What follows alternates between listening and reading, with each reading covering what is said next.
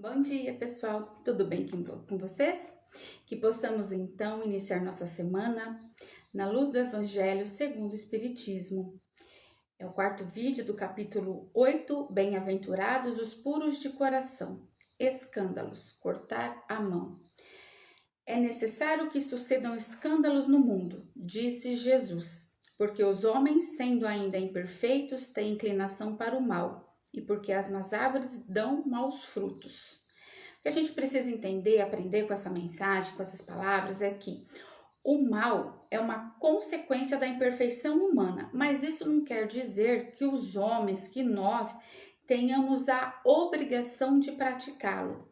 É necessário que venha o escândalo, para que os homens, em expiação na terra, se punam a si mesmos pelo contato dos seus próprios vícios, dos quais são as primeiras vítimas, e cujos inconvenientes acabam por compreender.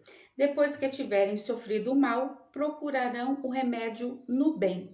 Na verdade, a questão do se punir é uma forma de, como diz a próxima frase aqui, depois que sofre o mal, procura o bem. Então, é uma forma de lição, de compreensão, de aprender com aquele momento, com aquele mal, né? Então, tudo nos serve de lição. Não é simplesmente uma punição, um castigo, não nesse sentido, mas num sentido de lição, de aprendizado.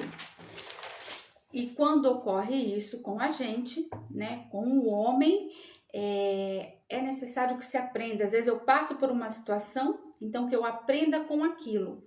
Mas, ai de mim se provocar. Não, a gente, o mal aí, né, os escândalos se fazem necessários para o aprimoramento, para o aprendizado.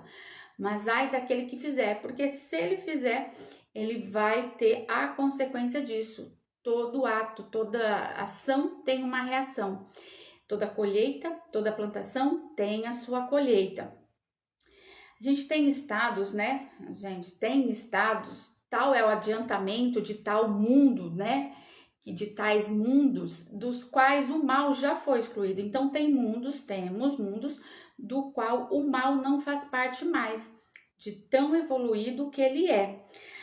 A Terra, quando houver progredido o suficiente, ela terá alcançado esse grau, mas até lá é um mundo em que faz parte o mal, né? Ele está no meio de nós, ele é necessário para o seu aprimoramento, para o seu adiantamento, para o seu progresso, que é assim que vai progredindo. Mas enquanto a gente tem mundos que avançam, então o mal vai ser excluído, porque todos os mundos vão progredir. Lógico que isso vai demorar muito e muito tempo, né? Não é assim do dia para a noite. Demora anos e mais anos. Mas mesmo assim, então a gente vai ser excluído para sempre?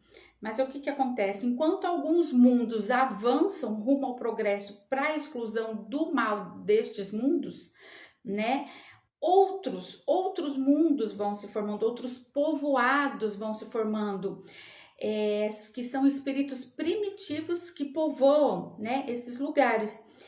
Serve de morada, serve de exílio, de expiação para os espíritos imperfeitos, espíritos rebeldes, né, que são destinados, obstinados no mal, rejeitado pelos mundos que se tornam felizes. Então é como se fosse passando, eu não sei se eu posso dizer por uma peneira, mas, né, por exemplo, como agora, né, acaba acontecendo muito com o que a gente está vivendo aqui na Terra. A gente está passando por esse momento, né, que é um momento de regeneração, né, que a Terra está passando por esse período. Então, ela está caminhando para o progresso. Lógico que já não vai chegar no mundo de expiação, não é isso, são processos. Mas, então, esses espíritos que já não estão encaixados aqui na Terra, né? Eles não fazem mais parte daqui, eles não estão vivendo de acordo com o que está sendo proposto, com o que precisa para a Terra, né? A gente tem que buscar o quê? A evolução, crescer, voltar-se para o bem. E aqueles que não olham para isso, que se obstinam no mal, então eles vão sendo, e aí que é onde fala isso, né? Que são esses povoados que vão se formando por esses espíritos. Então é como se pegasse todos aqueles que não estão encaixados aqui e fosse levado para um outro lugar, criando outros lugares. Então, sempre vai ter esse tipo de, não é um rodízio, mas de exclui, né? Separa, igual aquele aluno, né? Veja bem, o aluno repetente, ele não vai evoluir, ele não está caminhando de acordo com o andamento da classe, então ele vai ficar para trás. Ele vai, de repente, forma-se outra classe para esse espírito, que aí os ensinamentos serão de acordo com a capacidade de cada um. É a mesma coisa os mundos. Então, vão se formando muitos mundos felizes, o aprimoramento desses mundos, né? Até se tornar mundos felizes. E volto a dizer, é o que nós estamos vivendo na Terra, que estamos no rumo do mundo de regeneração. Ainda falta muito para o mundo feliz aí, mas a gente está nessa caminhada. E aquele que não se enquadrar, ele é tirado desse lugar e levado para outro, que são esses povoados. E aí vem, o mal é necessário, o escândalo, né? O escândalo é necessário, mas ai daquele por quem vem o escândalo. Quer dizer que o mal, sendo sempre o mal, aquele que serviu, que fez o mal, sem o saber, de instrumento para a justiça divina, sendo utilizados os seus maus instintos, nem por isso deixou de fazer o mal e deve ser punido. Então, independente, é necessário para o aprimoramento, o escândalo, mas aquele que pratica, ele praticou algo e deve ser punido no sentido de aprender uma lição. Toda ação tem uma reação, então, consequências, né? Nós temos as nossas consequências, os nossos atos têm as nossas consequências.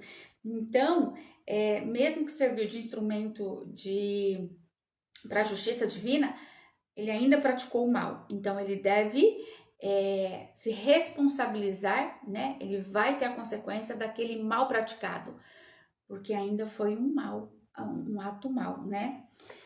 É assim, por exemplo, que um filho ingrato é uma punição ou uma prova para um pai que o suporta, porque esse pai talvez tenha sido um mau filho, né? Então esse pai foi um mau filho e agora ele sofre a mesma coisa que ele fez o seu pai sofrer, né?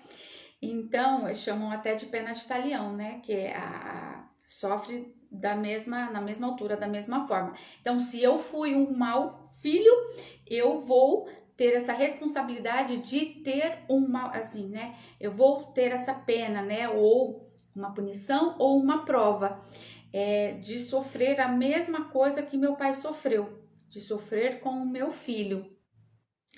Mas, em contrapartida, o filho, ele não tem desculpas por isso. Ele, enfim, fez algo, ele deve assumir as consequências pelos seus atos, né?